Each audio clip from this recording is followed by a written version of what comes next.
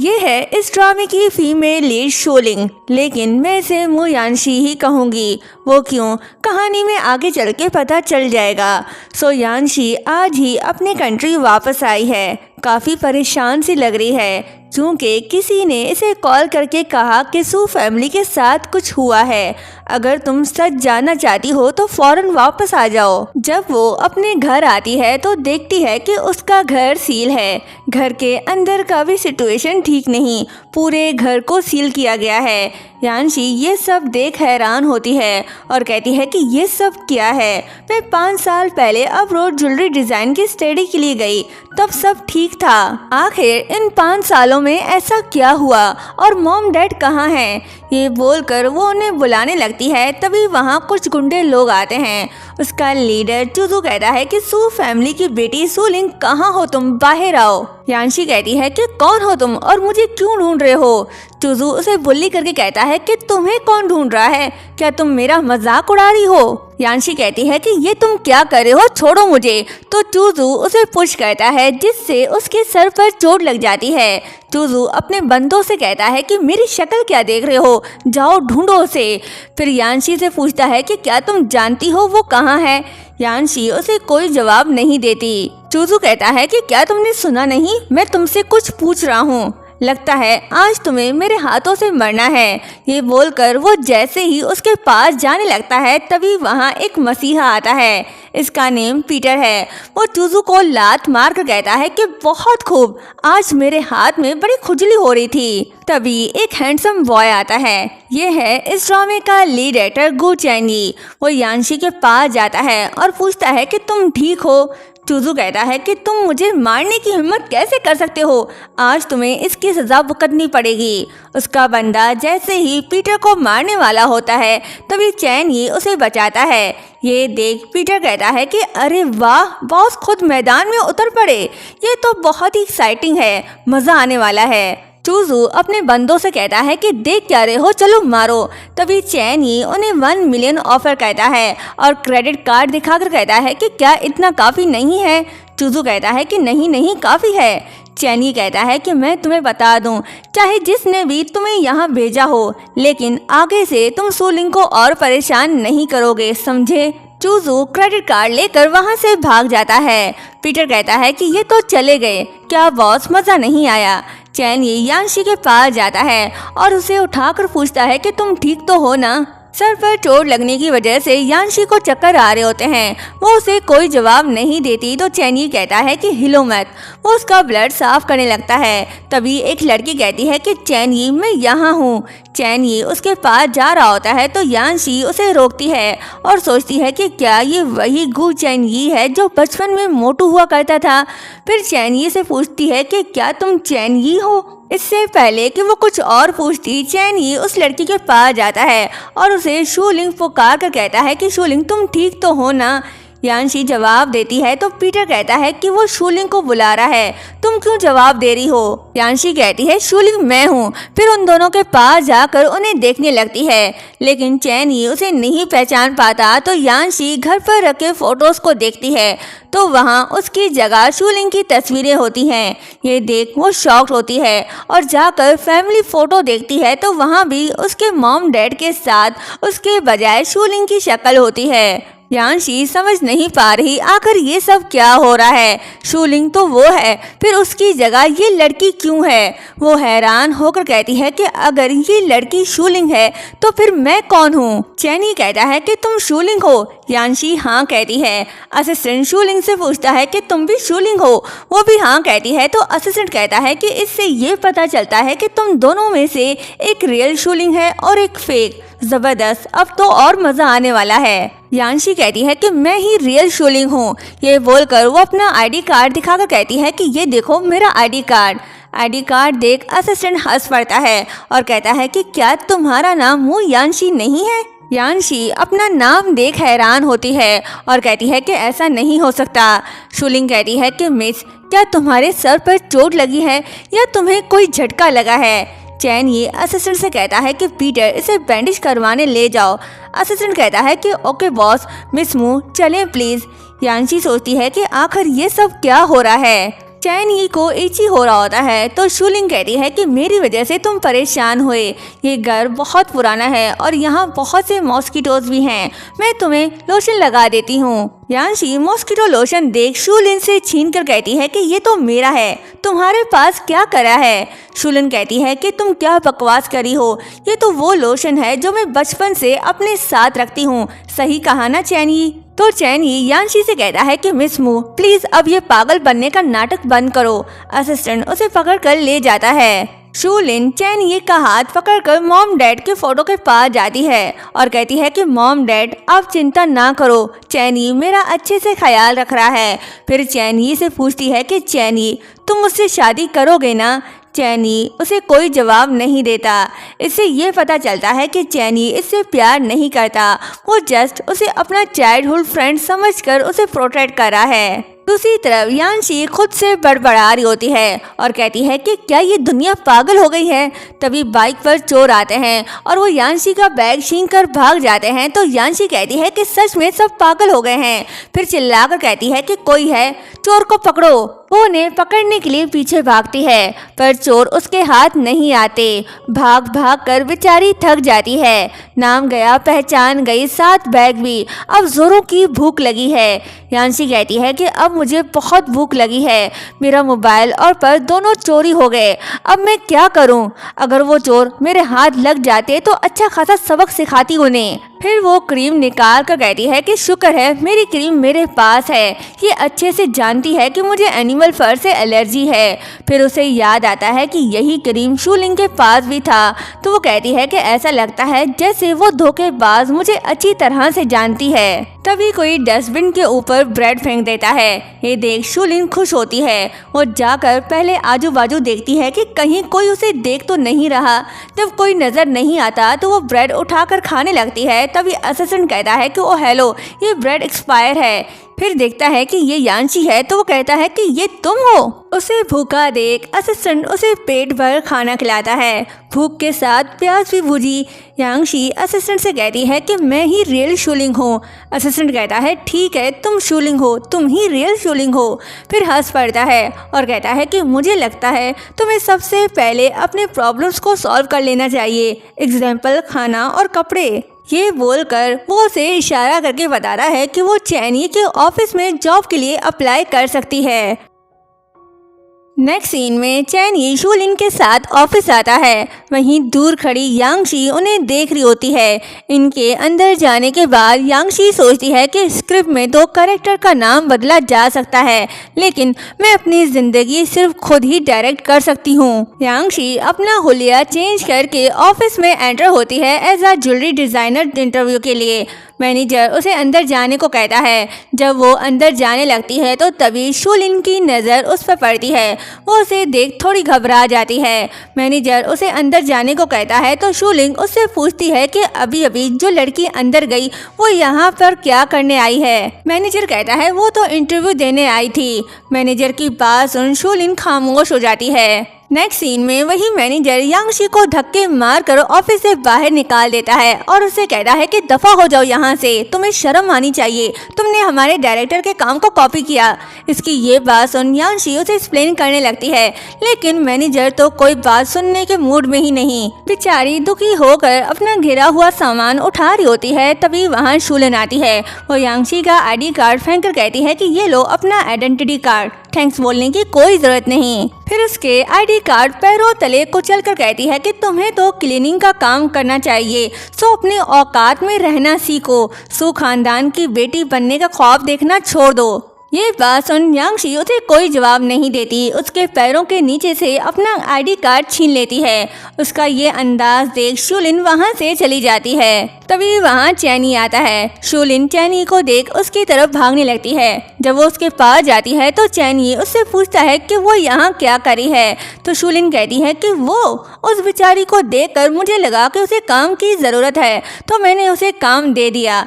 चैनी उसके डिसीजन से खुश होता है और फिर दोनों वहां से चले जाते हैं। नेक्स्ट सीन में शूलिन यांशी को गार्डनिंग का काम देती है और उसे सीजर दिखाकर कहती है कि क्या तुम्हारे नर्म और मुलायम और नाजुक से हाथ ये काम कर लेंगे। तो यांशी उससे हाथ छुड़ाकर कहती है कि ये करना मुमकिन है या नहीं, आजमाए बगैर पता कैसे चलेगा। शूलिन कहती है ठीक है, आज अगर तुम लहूलुहान हो भी जाओ ना तब भी मैं तुम्हें जाने की इजाजत नहीं दूंगी। इसकी ये बात सुन यांगशी मुंह चिढ़ाकर गुस्से से लिफ्ट की ट्रिमिंग करने लग जाती है। काम करते करते यांगशी फ्रस्ट्रेट हो जाती है क्योंकि उससे काम नहीं हो पा रहा और उसे एलर्जी भी होने लगती है। वो खुद से कहती है कि यहाँ पे इतने कीड़े क्यों हैं, एक तो मेरी स्किन ऑलरेडी इतनी सेंसिटिव है, अब इरिटेशन भी हो रही है। तभी उसे याद आता है कि उसके पास तो एक लोशन है, उसे लगाकर उसे काफ़ी सुकून मिलता है। वहीं असिस्टेंट काफ़ी खुश होकर चैनी से कहता है कि बॉस 3 बजे एक और मीटिंग है और हम एक बार फिर ओल्ड मैन से मिल सकते हैं। चैनी कहता है ठीक है, लेकिन मुझे लगता है तुम्हें पीटर यांग नहीं बुलाना चाहिए। असिस्टेंट खुश होकर कहता है तो फिर क्या नाम दोगे? चैनी कहता है पीटर इंची, और हाँ जाकर एक इंची क्रीम भी बाय कर लो। दोनों बातें करके जा रहे होते हैं तभी चैनी की नज़र यांगशी में पड़ती है। उसके हाथ में वही लोशन होता है जो शूलिंग के पास होता था। ये देख चैनी सोचने लगता है कि क्या ये वही इची क्रीम नहीं जिसे शूलिंग पसंद करती थी। फिर वो यांगशी के पास जाकर उसके हाथ से क्रीम छीन कर कहता है कि शर्म आनी चाहिए तुम्हें, तुम लोगों की चीजें क्यों चोरी कर रही हो? यांगशी कहती है कि क्या मतलब है तुम्हारा, किसने चोरी की है? तो चैनी कहता है कि ये तुम्हारे पास कहाँ से आया? यांगशी कुछ कहती तभी असिस्टेंट कहने लगता है कि हो सकता है इसने चोरी ना की हो और ये भी हो सकता है कि ये उस क्रीम का कॉपी हो। क्यों, मैं सही कह रहा हूँ ना? दरअसल असिस्टेंट यांगशी को बचाने की कोशिश कर रहा है, लेकिन यांगशी उसके इशारे को इग्नोर कर देती है और गुस्से से कहती है कि क्या मतलब कॉपी है, ये रियल है और मेरा है, समझे? फिर वो उसके हाथ से क्रीम छीन लेती है। चैनी का मूड काफ़ी ख़राब होता है। वो असिस्टेंट को धक्का देकर यांगशी से कहता है कि मैं तुम्हें बता दूं, शूलिन ने तुम पर रहम खाकर तुम्हें काम दिया है, तो अगर तुम काम करना चाहती हो तो अच्छी तरह करो, वरना उसके अच्छाई का फ़ायदा मत उठाओ। ये बोलकर वो वहाँ से चला जाता है। असिस्टेंट भी बॉस के पीछे पीछे निकल पड़ता है। यांगशी का मूड भी कुछ अच्छा नहीं लग रहा। वो गुस्से में कहती है कि वो दिन दूर नहीं जब मैं शूलिंग के नाम का सहारा लिए बगैर अपने एबिलिटीज से तुम सबकी रिस्पेक्ट हासिल करूंगी। नेक्स्ट डे यांगशी चैनी के ऑफिस को क्लीन करके जा रही होती है तभी शूलिन उससे कहती है कि कहाँ चली तुम?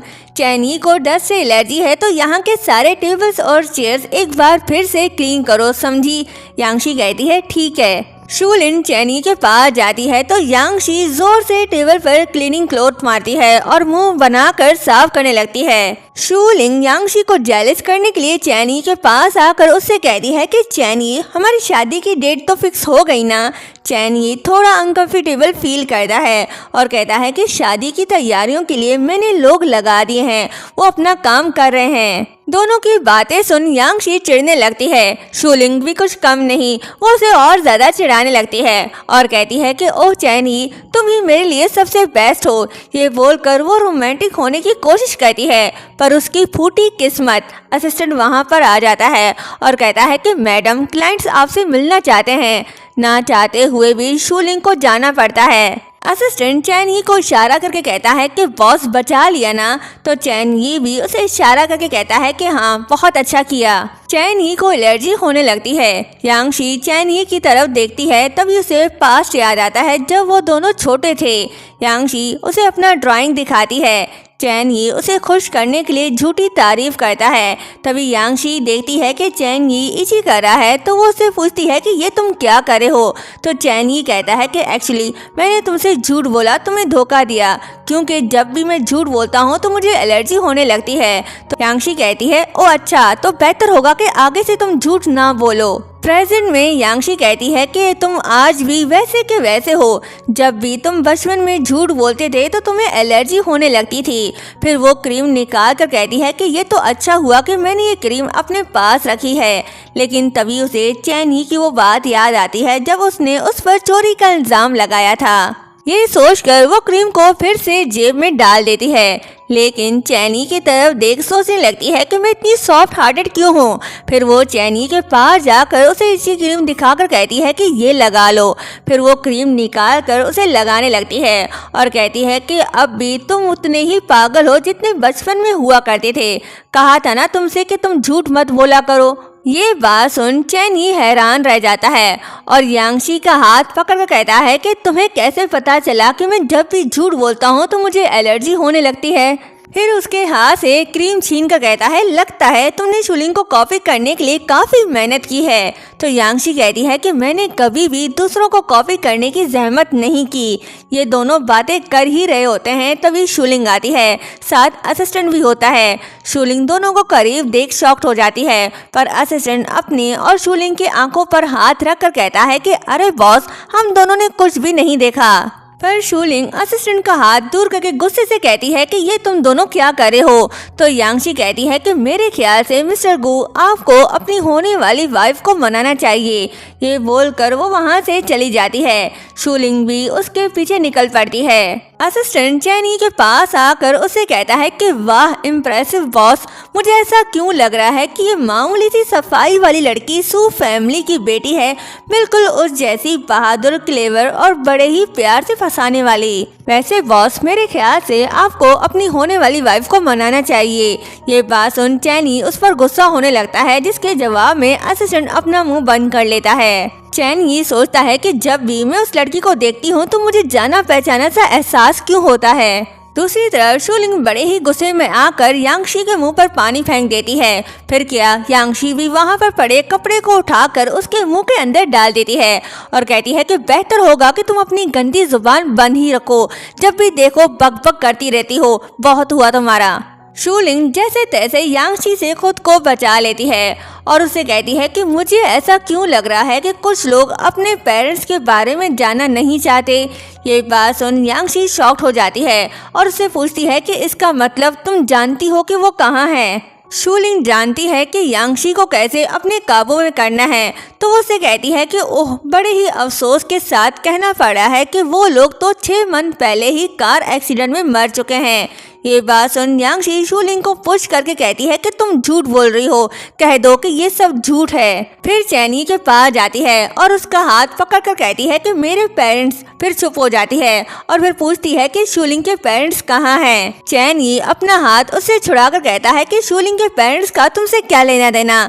तो यांगशी दुखी होकर कहती है कि उसने कहा कि वो दोनों एक कार एक्सीडेंट में मर गए, वो झूठ बोल रही है ना। चैनी कहता है कि वो सच बोल रही है। ये सुनकर यांगशी काफ़ी इमोशनल हो जाती है और उसके निक को चेक करने लगती है, क्योंकि अगर वो झूठ बोल रहा है तो उसे एलर्जी होने लगेगी, लेकिन ऐसा कुछ नहीं होता। चैनी इसके इस हरकत से काफ़ी गुस्सा होता है और उसे कहता है कि संभालो अपने आप को, ये तुम क्या करी हो, तुमने जो सुना वो सब सच है। ये बात सुन यांगशी रोने लगती है और रोते हुए उससे कहती है कि ऐसा नहीं हो सकता, लेकिन तुम्हें एलर्जी क्यों नहीं हो रही। ये बात सुन चैनी उसका हाथ छोड़ देता है और उससे कहता है कि वो तुम नहीं हो सकती।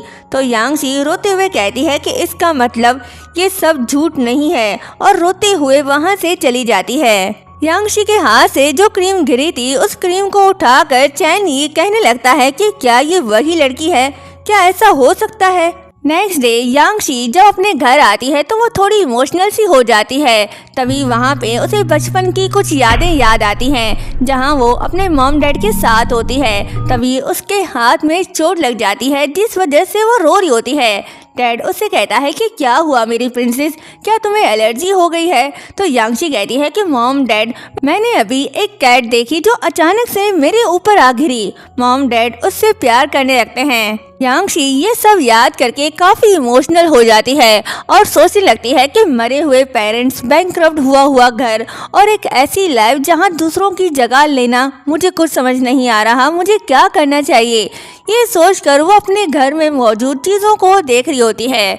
तभी उसकी नज़र वहाँ पे रखे एक बॉक्स पर पड़ती है, जिसे देख वो कहती है कि सीक्रेट बॉक्स, पर ये तो लॉक है, कहीं इसका पासवर्ड मेरे बर्थडे डेट तो नहीं। वो पासवर्ड एंटर करती है और लॉक ओपन हो जाता है। बॉक्स के अंदर वही इची क्रीम काफ़ी सारे रखे हुए होते हैं, जिसे देख वो थोड़ी हैरान होती है और फिर क्रीम उठा कर देखने लगती है।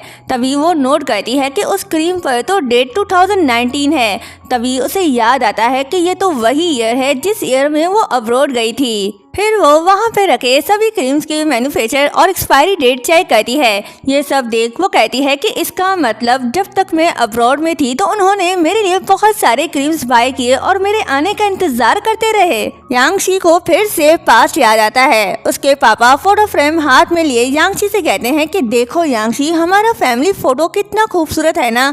मॉम डैड यांगशी की काफी केयर करते हैं तो यांगशी खुश होकर मॉम को हक करती है और कहती है कि मैं सू फैमिली की इकलौती बेटी हूँ। आप लोग मुझे पैम्पर नहीं करोगे तो और किसे करोगे। मॉम हमेशा से मेरी सारी विशेष को पूरी करती आई हैं। मॉम कहती है कि तुम्हारी हर बात सिवाय अब्रॉड जाने के फैसले से मैं सहमत नहीं हूँ। यहाँ ये पता चलता है कि मॉम यांगशी के अब्रॉड जाने से राजी नहीं है। अगर वो अब्रॉड ना जाती तो ये हालात ना होते। Anyways back to the story. Yangshi कहती है कि ओ मॉम, फिर से वो डैड को बुलाती है ताकि वो उसकी साइड लें इस मामले में। तो डैड कहते हैं कि तुम्हारी मॉम बिल्कुल ठीक कह रही हैं, इस मामले में मैं तुम्हारी मॉम के साथ हूँ। इसका मतलब यही हुआ कि यांगशी के मॉम डैड दोनों ही राजी नहीं थे। फिर वो अपने वाइफ से कहता है कि चलो साथ में फैमिली फोटो लेते हैं, अब तुम भी मेरे कहने पर मान ही जाओ।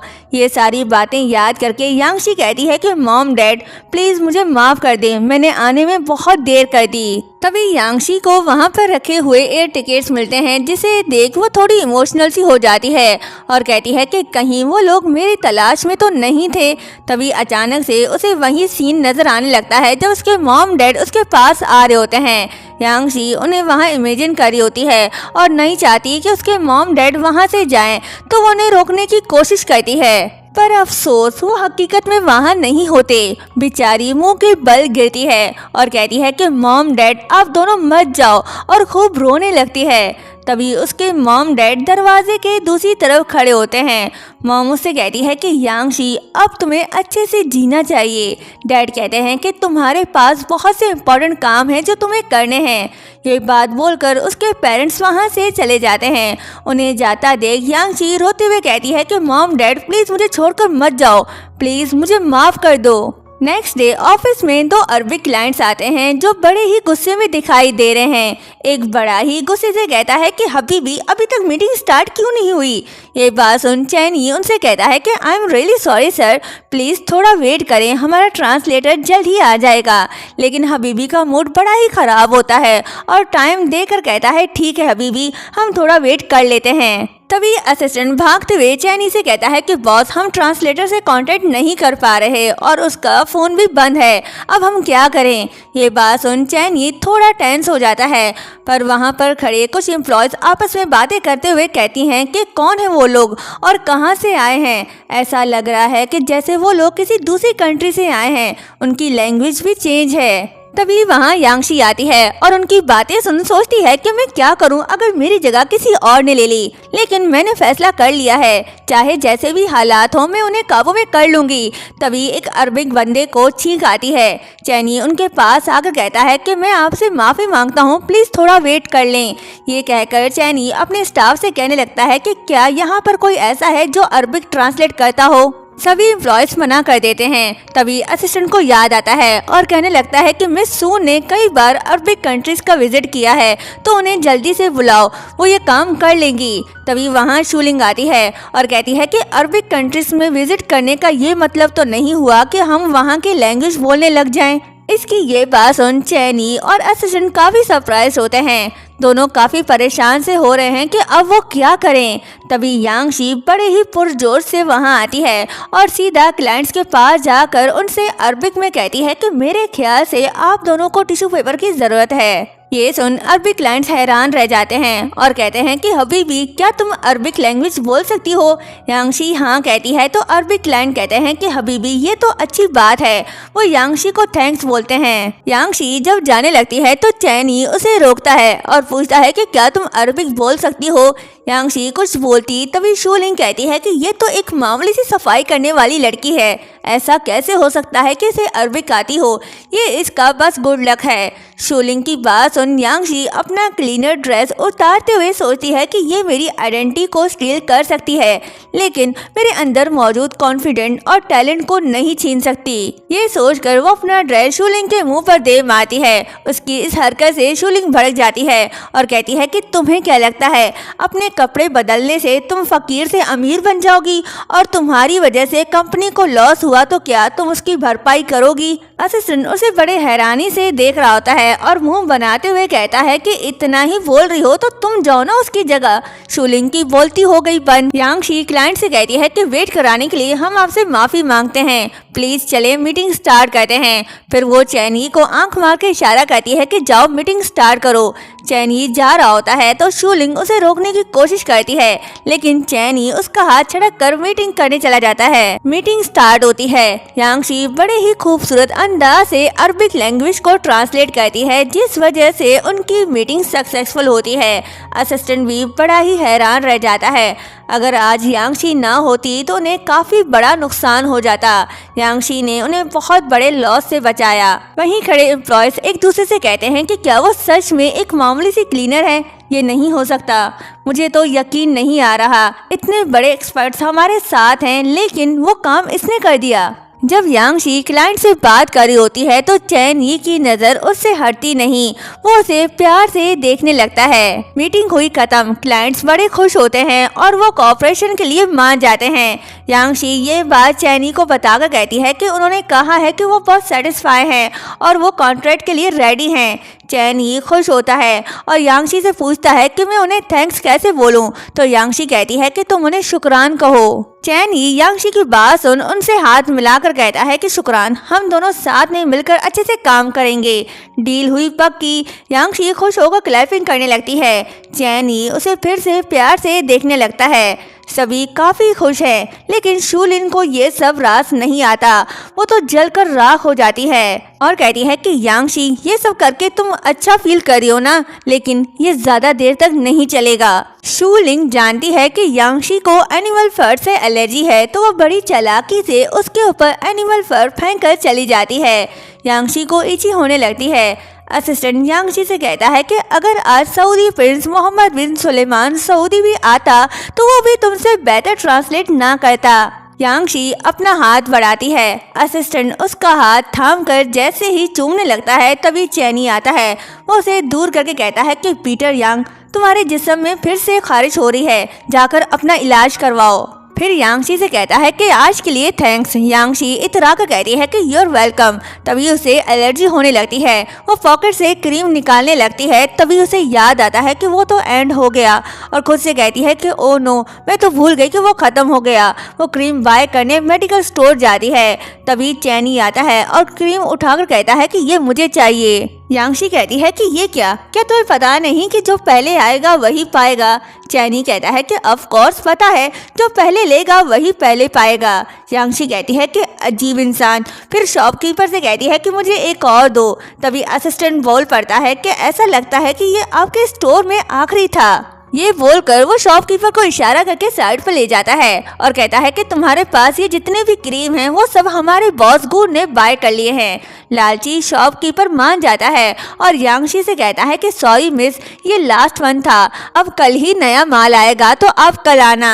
यांगशी समझ जाती है कि ये चैनी ने किया है। वो उससे कहती है कि मैं जानती हूँ तुमने ये जानबूझकर किया, बचकाना हरकत। ये बोलकर वो जाने लगती है। तभी चैनी उसे रोकता है। यांगशी कहती है कि क्या है? चैनी कहता है कि मैंने देखा तुम्हें एलर्जी हो रही है तो इसलिए मैं ये खरीदने आ गया। अब तुम सिर्फ यही इस्तेमाल करोगी जो मेरे पास है।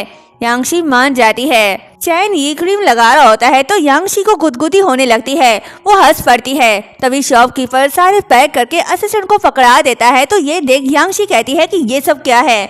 चैनी कहता है कि मैंने ये सब तुम्हारे लिए खरीदा है।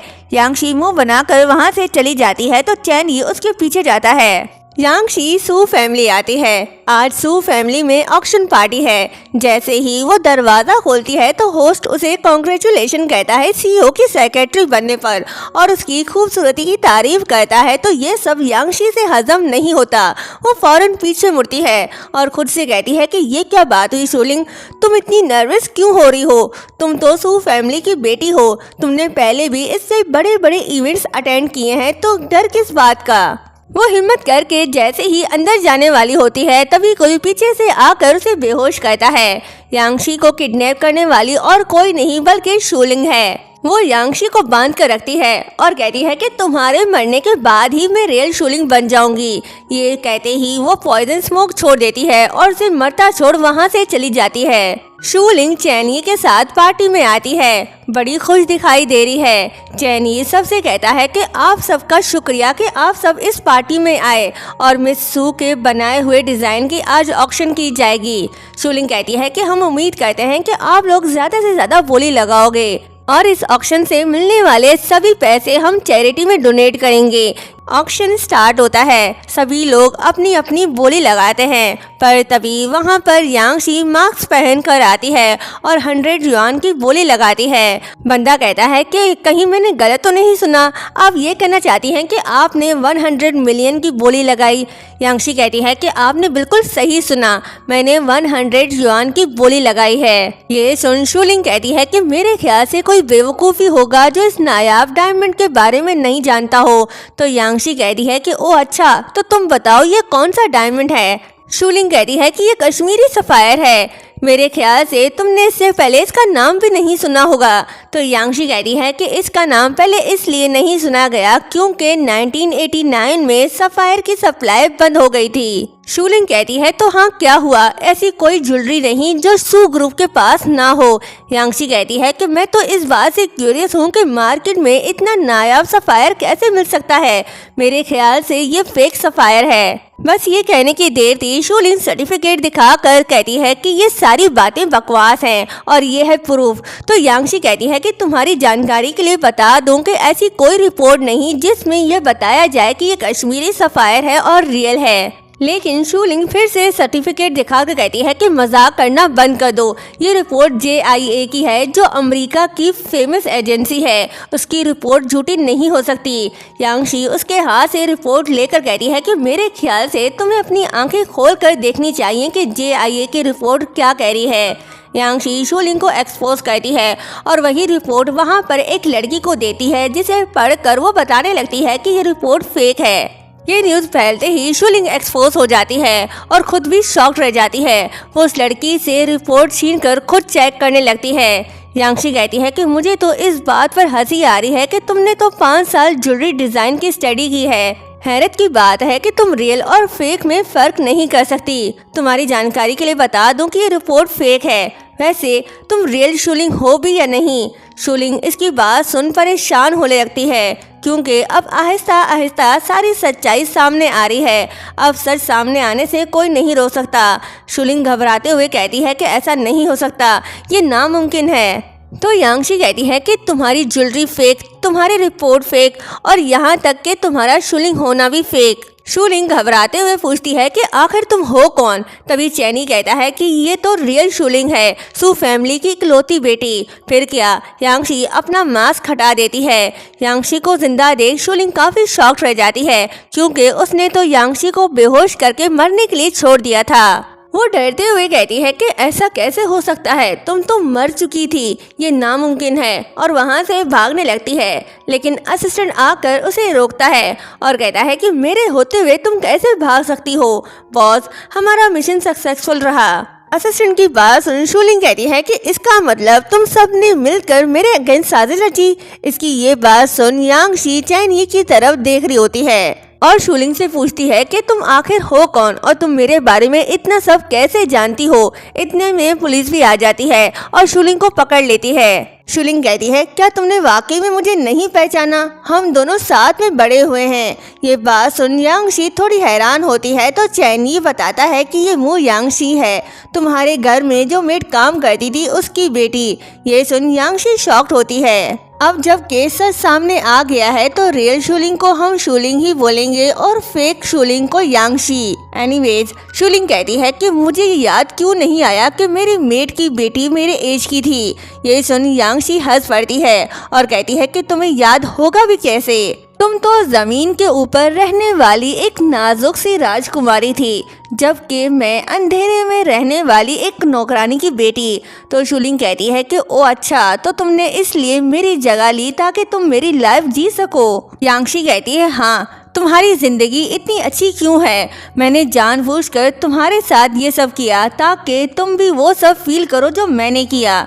ये बोलकर गुस्से से शूलिंग के पास जाने लगती है, लेकिन चैन ये सामने आ जाता है। शूलिंग कहती है कि तुम गलत हो, तुम ये भूल रही हो, अगर मैं ज़मीन के अंदर एक बेसमेंट में ही क्यों ना पड़ी रहूं, लेकिन मैं अपनी एबिलिटीज़ के बिना पर एक स्टेप आगे बढ़कर अपने आप को वहां से निकाल सकती हूँ। ये बात सुन यांगशी अपना आपा खो बैठती है। वो शूलिंग पर अटैक करने लगती है, लेकिन पुलिस उसे पकड़ कर ले जा रही होती है। जाते हुए वो कहती है कि अपने आप को इतना अच्छा दिखाने की कोशिश ना करो, अगर तुम भी मेरी जगह होती तो ऐसा ही करती। शूलिंग चैनी से पूछती है कि वैसे तुम्हें कैसे पता चला कि वो शूलिंग नहीं है। तो चैनी कहता है कि बचपन से लेकर आज तक तुम जब भी ड्राइंग करती थी तो उसमें हमेशा एक डॉट लगाती थी, बस उस डॉट से मुझे पता चल गया कि तुम ही रियल शूलिंग हो। ये सुन शूलिंग इमोशनल हो जाती है और कहती है कि अफसोस इस बात का है कि सब कुछ वापस आ गया, लेकिन मेरे पेरेंट्स वापस नहीं आ सकते। ये बोलकर वो रोने लगती है। चैनी उसे हक कर लेता है। नेक्स्ट डे चैनी ऑफिस आता है और जब वो अपने फाइल्स चेक करने लगता है तो उसे शूलिंग का नोट मिलता है, जिसमें लिखा होता है कि चैनी थैंक यू, तुमने मेरी हेल्प की, लेकिन मैं शूलिंग हूँ जो कभी किसी पर डिपेंडेंट नहीं होती। मैं उम्मीद करती हूँ कि हम फिर से मिलेंगे। नोट पढ़कर चैनी इमोशनल हो जाता है, क्योंकि वो उससे प्यार कर बैठा था और अब वो उससे दूर जा चुकी है। इसी के साथ कहानी 2 साल आगे चली जाती है, जहां चैनी किसी ओल्ड मैन के साथ होता है। वो उसे बताता है कि उसने रिसेंटली एक बेस्ट डिज़ाइनर ढूंढी है जो बहुत ही बेहतरीन डिज़ाइन बनाती है। मैंने उसके साथ आपकी मीटिंग अरेंज की है, बहुत जल्द ही वो यहाँ आने वाली है। चैन ये हाँ कहता है, तभी वो डिज़ाइनर आती है। अरे ये क्या, ये तो शूलिंग है। जैसे ही चैनी की नज़र उस पर पड़ती है तो वो देखता ही रह जाता है। आखिरकार वो 2 साल बाद शूलिंग को देख रहा है। दोनों एक दूसरे को देख काफ़ी खुश होते हैं। जैसा शूलिंग ने कहा था कि वो अपनी एबिलिटीज से कुछ करके दिखाएगी, तो उसने कर दिखाया। वो एक बेस्ट डिज़ाइनर बन चुकी है। शूलिंग चैनी के पास आकर कहती है कि मिस्टर गू काफ़ी अरसे बाद मिल रहे हैं। तो चैनी कहता है कि हाँ सही कहा, काफ़ी टाइम हो गया है मिले हुए। मीटिंग एंड होने के बाद शूलिंग और चैनी साथ में होते हैं। शूलिंग चैनी से पूछती है कि क्या तुम्हें मेरी याद नहीं आई। चैनी झूठ बोलते हुए कहता है नहीं तो। ये बोलकर वो इची करने लगता है तो शूलिंग कहती है सच में तुमने मुझे याद नहीं किया। चैनी कहता है नहीं, सच में मैंने तुम्हें याद नहीं किया। तो यांगशी कहती है ये सच है तो तुम्हें एलर्जी क्यों हो रही है। तुम जितनी भी कोशिश कर लो झूठ बोलने की, पर तुम नहीं बोल सकते। चैनी मुस्कुराकर कहता है कि प्लीज शूलिंग मेरे पास वापस आ जाओ। शूलिंग कहती है कि ऐसा कहते हैं सब कुछ किस्मत पर छोड़ देते हैं, क्या ख्याल है तुम्हारा। चैनी फिर से वही बात कहता है कि प्लीज़ मेरे पास वापस आ जाओ। तो शूलिंग कहती है ठीक है, मैं एक डूडल बनाऊंगी, अगर तुमने वो ढूंढ लिया तो मैं तुम्हारे साथ रहूंगी। असिस्टेंट चैनी को इशारा करके हाँ बोलने को कहता है। चैनी उसका इशारा समझ जाता है और शूलिंग से कहता है ठीक है। शूलिंग कहती है कि मेरे पास 3 क्रीम ट्यूब्स हैं और किसी एक में डूडल बना हुआ है, अगर तुम उसे ढूंढते हो तो मैं वादा करती हूँ कि मैं तुम्हें उसे अपने पास रखने दूंगी। चैनी बिना किसी देरी के एक क्रीम पिक कर लेता है और बड़े ही कॉन्फिडेंट के साथ कहता है कि हमारा मिलना किस्मत में है। शूलिंग मुस्कुराकर कहती है नहीं, तुमने चीटिंग की है, मैं नहीं मानती। ये बोलकर वो जाने लगती है तो चैनी उसे रोककर अपने क्लोज करके कहता है कि अच्छा तो तुम्हें लगता है कि मैंने चीटिंग की है। शूलिंग खुश होकर कहती है कि हाँ और नहीं तो क्या, लेकिन कोई बात नहीं, मैं फिर भी तुम्हें सच्चे दिल से एक्सेप्ट करूंगी। दोनों एक दूसरे के करीब आ जाते हैं। आखिरकार इनकी अनोखी लव स्टोरी कंप्लीट हुई। सो आप सबको ये ड्रामा कैसा लगा कमेंट करके ज़रूर बताएं। चैनल को सब्सक्राइब और वीडियो को लाइक शेयर करना मत भूलिएगा। Thank you so much.